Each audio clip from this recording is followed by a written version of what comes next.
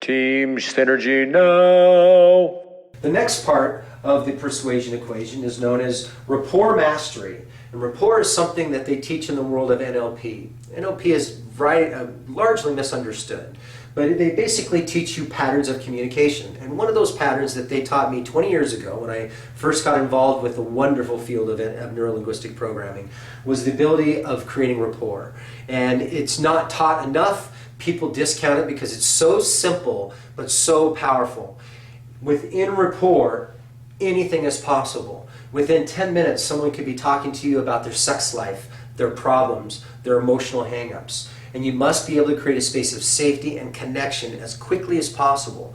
We will show you how to do this. You already do it on hundreds of levels and you don't even know you're doing it. It's how we're engineered as people. We're biofeedback mechanisms, feeling and expressing emotions that are then landing in the people next to us. They're feeling and expressing, which is landing in us. And there's this beautiful discord that takes place.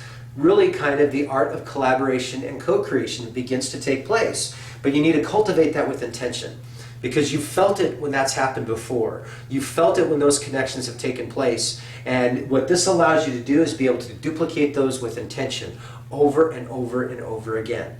These are the areas where I have made a sweet spot in my life. I went from being afraid of asking for money to learning how to have a communication that inspires six-figure investment. I've been able to sit there in front of people and have them willingly pull out their checkbook and write large checks that are scary and risky, but they made sense, and we built a connection built on collaboration and connection, largely because of my ability to build rapport. And so we'll show you how to build rapport. We'll show you how you've been doing it your whole entire life, how to get out of your way so you can notice when you're in rapport, how to test for rapport, and how to use rapport as a tool to really grow your business, and more importantly, the relationships in your life that bring you some real fulfillment.